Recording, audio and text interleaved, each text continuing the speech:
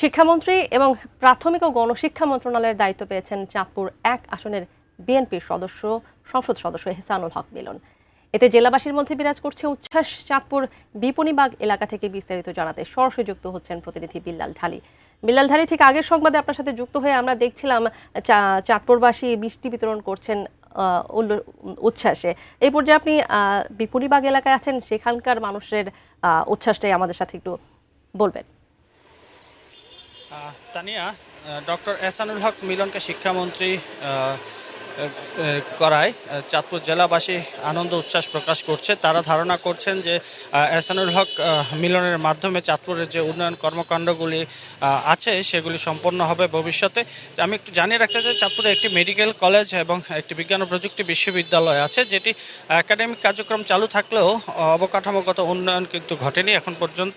জেলাবাসী যারা আছেন তারা প্রত্যাশা করছেন যে যেহেতু চাঁদপুরের থেকেই শিক্ষামন্ত্রী বেছে নেওয়া হয়েছে, যে অবকাঠামোগত উন্নয়ন এই দুটি প্রতিষ্ঠানের বাকি আছে সেটি কিন্তু এই ডক্টর এহসানুল হক মিলনের মাধ্যমে সম্পন্ন হবে। এছাড়াও তিনি শিক্ষার পাশাপাশি তিনি জেলার যে অন্যান্য উন্নয়ন আছে সেই উন্নয়নে অবদান রাখবেন বলে প্রত্যাশা করছেন। আমি একটু কথা বলতে চাই চাঁদপুরের জনগণের সাথে যারা আছেন, তাদের সাথে শিক্ষামন্ত্রী করায় ডক্টর এহসানুল হক মিলনকে, তাদের প্রত্যাশা কি? আপনাদের আসসালামু আলাইকুম। আমরা আমাদের কচুয়ার গর্ব এবং চাঁদপুরের অহংকার জনাব ডক্টর এহসানুল হক মিলন বিগত সময়ে শিক্ষা প্রতিমন্ত্রী থাকা অবস্থায় শিক্ষাক্ষেত্রে যে অবদান উনি রেখেছেন সেটা দেশে এবং বিদেশে অনেক প্রশংসিত হয়েছে। বর্তমানে উনি শিক্ষামন্ত্রী হিসেবে আমাদের দায়িত্বপ্রাপ্ত হয়েছেন। উনি এর মধ্যে শিক্ষার উপরে ডক্টরেট ডিগ্রি অর্জন করেছেন এবং দেশে বিদেশে অনেক প্রশিক্ষণও উনি অনেক থিসিস লিখেছেন।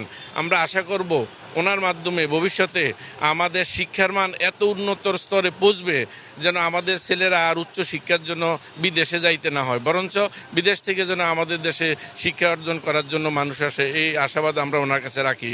আর আমাদের চাঁদপুরের মেডিকেল কলেজ এবং প্রযুক্তি বিশ্ববিদ্যালয়কে ওনার মাধ্যমে আরও উন্নত স্থানে পৌঁছবে এই আশা আমরা ওনার কাছে রাখতেই পারি। যেমনটা বলছিলেন এখানকার যারা ভোটার আছেন তারা বলছেন যে যেহেতু 2001 থেকে 2006 সাল পর্যন্ত শিক্ষা প্রতিমন্ত্রী হিসেবে দায়িত্ব পালন করেছেন তিনি এবার পুনঃমন্ত্রীর দায়িত্ব পালন করবেন, সেহেতু তার কাছে ব্যাপক প্রত্যাশা আছে এখানকার বাসিন্দাদের।